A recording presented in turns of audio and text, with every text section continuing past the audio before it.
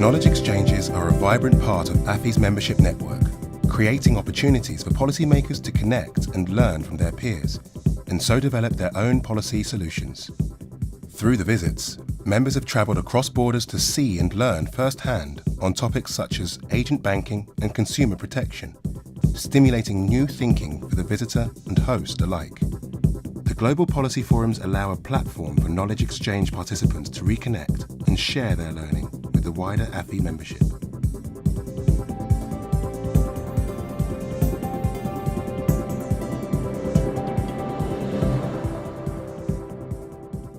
We wanted to learn from a fellow regulator, and that is Bank Negara Malaysia, which is the policy champion, AFI's policy champion for consumer protection. We have hosted several knowledge exchanges, mostly on mobile banking. And firsthand, we have seen the richness of the experience, the effectiveness of peer-to-peer interactions and of focused discussions and on-site observations. Okay, what were the key insights that we took home with us? So BNM Link, this is the Integrated Contact Center. So it provided very efficient consumer assistance in terms of, it was an integrated contact center and there's multi-channels of access. So people can access Link physically at their own office and of course via electronic means, internet and mobile and telephone, and it's toll-free as well.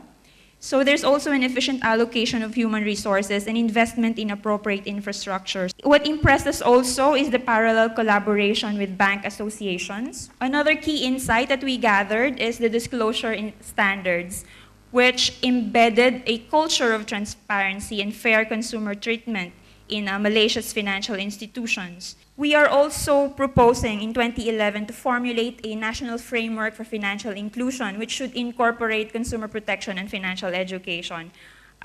We have learned that interagency collaboration is really important to have that sense of ownership.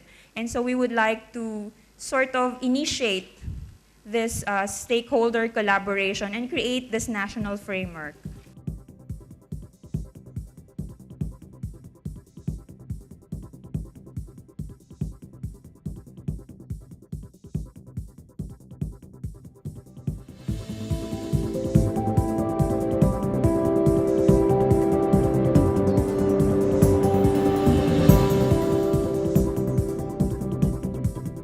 Financial inclusion is achieved when an enabling environment is created.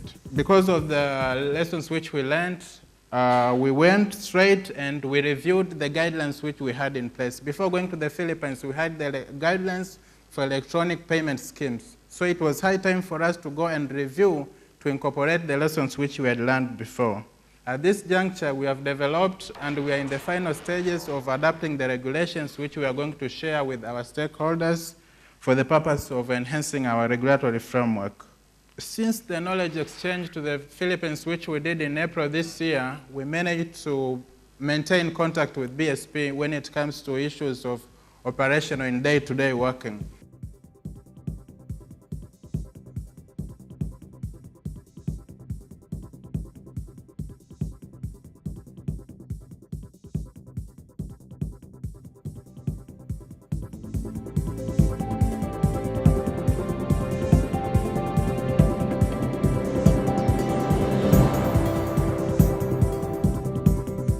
The visit comprised of the meeting with the CNBV to understand overall framework, landscape, and regulatory environment.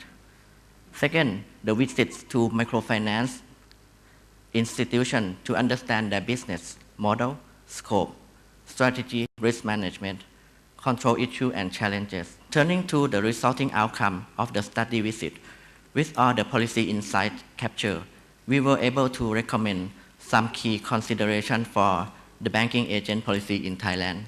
AFI provides an opportunity for the member to identify mutual interests and connect with one another to share experiences, and we need to utilize this unique AFI culture to our advantage.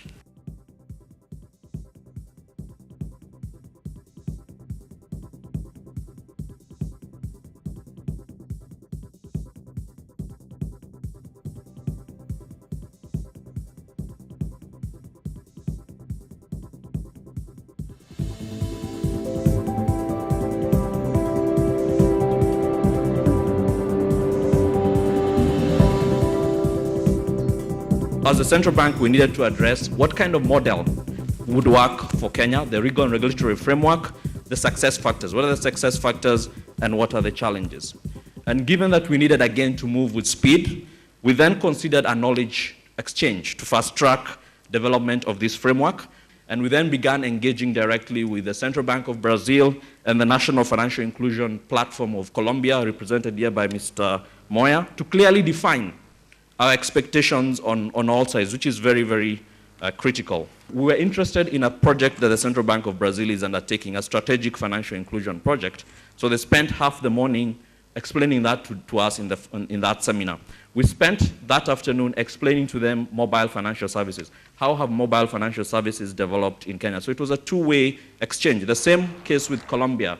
We did presentations on mobile financial services to the Ministry of Finance in Colombia, the Bank Association, and also the regulatory authority. So it's really important that even as you design the knowledge exchange, I think we all have something to share. Be prepared to also share with your counterparts. We issued agent banking guidelines in April 2010, which took effect from the 1st of May. We've seen about $5 million in that short period mobilized. And out of these 600,000 accounts, about 100,000 of them have been originated through agents. It's very important to understand the grant process and the expectations. Because even after the grant is over, you have submitted the grant. Right now, we are beginning to go through the M&E. Alfred is challenging us on what are the outcomes. And finally, be guided by that knowledge exchange. But again, you have to customize. Kenya is not exactly the same as Brazil or Colombia.